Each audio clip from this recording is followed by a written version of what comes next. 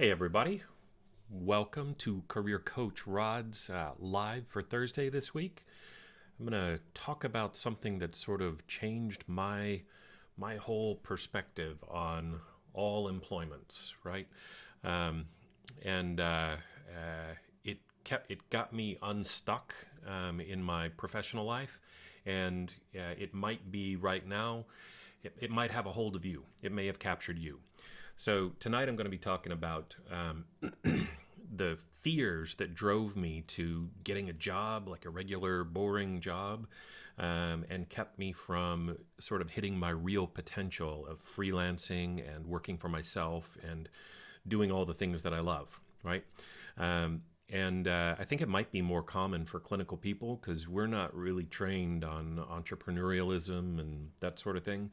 So it seems like a pretty far off topic for most of us. Um, so you've probably stayed in a job before that you didn't love because it felt safe. So tonight I'm going to be talking about the day I discovered that safety, that sort of corporate safety, is just an illusion. It's a lie that we tell ourselves. This happened to me when I was all fed up and I was going to leave digital health and never work in it again because of some bad experiences that I had where I was mistreated by those same corporate kind of people. And I went off and I worked for Intel for about a year, and it completely changed how I think about risk, money, and career security. But here's the truth: so freelancing turned out to have the same risk as employment, but with way better rewards. And it's not ancient history. This is stuff that's happening to people right now across healthcare. So here was uh, here was my safe choice that wasn't. So after working in digital health, I got promised a great big promotion by somebody in corporate because I'd done such a great job.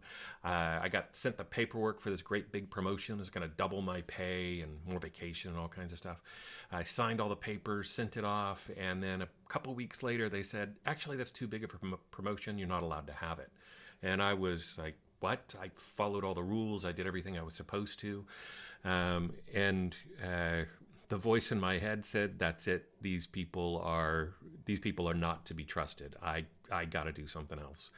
I was living in Albuquerque at the time, and Albuquerque makes a lot of microchips there.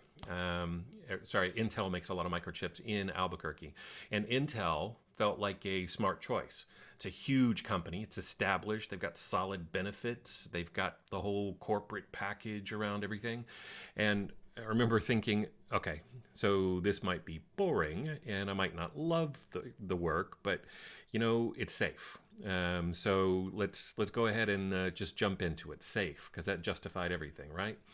Well, that was the biggest lie I ever told myself. So there I was. I was doing great work, working across different continents, and going to meetups sometimes, and doing my great Intel thing. And then one day, everybody gets an email. We knew that an outside consulting firm had been brought in to optimize operations, right? But we didn't really know exactly what that meant, or at least I was too fresh in the corporate life to really understand what that meant. These outside people, these strangers who don't know anybody's names, they're reviewing org charts and spreadsheets and blah, blah, blah, blah, blah. Well, they sent out an email to everyone. And the email subject line started with restructuring. And I was like, oh, my stomach kind of dropped. And then there were paragraphs and paragraphs of corporate speak, like organizational efficiency, strategic positioning, optimizing for the future, blah, blah, blah, blah, blah. And then kind of all the way down to the end, almost casually, it says, your position has not been eliminated. But hundreds of my colleagues, they were eliminated. So there were two emails sent out, and I was one of the ones who got to retain his job, right? This is supposed to be good news for me. Aren't you excited for yourself? Um, but I looked around at my colleagues. People had been there 20 years, more than 20 years. Many who were on the brink of retiring with this, juicy pension plan from Intel. They were no longer necessary. They needed to go. They'd planned their entire financial future around a secure company, and poof. And we're in Albuquerque. Like, it's not a huge, bustling metropolis. There's no equivalent jobs for them just to, go out and get. No good options. That safe career path for them just ended. So there is a human cost to this. I remember in the office that day, there was shock. Some people were in tears. Some people were angry, had to be escorted out by security, that sort of thing. How can this happen to me after 20 years of loyalty? I gave this company everything, that sort of thing. Other people just looked lost, like somebody pulled the ground out from under them. These weren't just coworkers, they were people, people with mortgages, kids in college, retirement plans. And to Intel, to that consulting firm they brought in from the outside, they were just lines on a spreadsheet. This guy's going to retire in 2 years, get a big fat pension, and that costs a lot of money, and it's not worth this position they're in. That position needs to be eliminated, or whatever their math was, because they didn't consult me, right? But that's when I realized nobody really cared about us as people. There's no such thing as loyalty coming back our way, right? We were supposed to have loyalty to the company, but there was nothing coming back. We were just numbers. We're just numbers, and we could be eliminated anytime it made good financial sense. So that revelation changed things for me. It hit me like a freight train. The danger of getting fired is always present. Even in that safe corporate job, I could be eliminated, you could be eliminated any moment by strangers reviewing spreadsheets. And there's nothing I could do about it. There's nothing you could do about it. So I asked myself, if the risk of losing my income is always there anyway, what am I really getting for accepting lower pay and like giving up control of my schedule, giving up control of my life, that sort of thing? And the answer is nothing except an illusion of safety. I'm literally letting them keep my money that I'm earning so that they can lie to me and tell me that I'm safe. What? That illusion costs everything: money, freedom, control over your own future. So I went back to digital health and I jumped into freelancing, and that's where I got my freedom back, my money back. And there's a couple of things that everybody gets wrong about it. Freedom, the freelancing world, especially in digital health, has the same risks as employment. Maybe in a worst case scenario, you won't have income next month. P.S. In 25 years, I've had 5 months where I wanted to work and didn't have work. Big deal. But here's the difference. The pay is way better because you're not allowing them to lie to you, right? So they're not pretending that your job is safe, so they have to pay you the full amount. And that's when I started to think about what employment really is, how different, how my mindset shifted at that point. Someone promises you security in exchange for paying you less than you're worth. That's really what the employment is. They tell you it's stable and it's safe, but you can watch the news and see people losing their jobs after some sort of restructuring or redelegating or whatever it is. Freelancing, nobody ever promises you safety. Nobody ever lies to you. When healthcare organizations need workflow analysis, when AI needs implementation expertise, when someone needs a person who actually understands clinical operations, that's when they pay you what you're actually worth. My first month freelancing was $15,000, and I thought, oh my God, I'm sending off this, gigantic invoice, and there's going to be a problem. It's going to be, no. My same skills, my same expertise, the same me, and just nobody lying to me about it. And poof, I got my gigantic to me invoice paid within 15 days. Just like it was getting paid at Intel, but a huge difference because I accepted the real risk of what was going on. So it's giving up that illusion of security brought me a lot more in return. And right now in healthcare, HHS just announced they're cutting 10,000 positions. That's somebody looking at a spreadsheet deciding other people need to be looking for a job. And these are people who thought they had stable government jobs, right? The VA is planning massive layoffs. Clinical staff who are dedicated to careers serving veterans, right?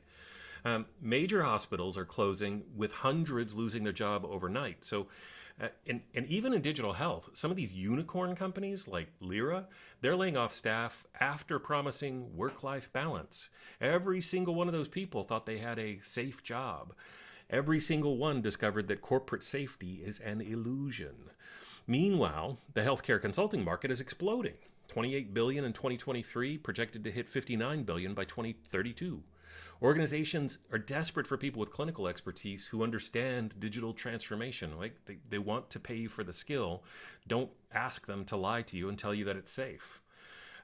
Your clinical expertise has some real value here. Those restructuring emails that I caught at Intel, that that really changed the way that I viewed things, and I realized that in healthcare, traditional healthcare employers, they undervalue your expertise. They treat professionals as replaceable line items.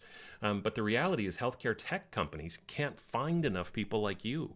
You understand workflows from living them, not from org charts or presentations. You've survived EHR and EPR implementations that didn't work because the designers never worked a shift. They had no idea what they were doing. And you know what patients actually need versus what looks good in a PowerPoint. The knowledge, it's worth $100 an hour, $150 an hour, maybe as much as $300 an hour. And nobody can restructure your skills away. If some place doesn't need your skills, you move to another place that does. Move on. The skills are needed everywhere in the developed world. I was going to say, fully globally, but there's a lot of places that aren't developed enough to make good use of it. And no consulting firm can come in and eliminate what you know. Your actual safety comes from your actual knowledge.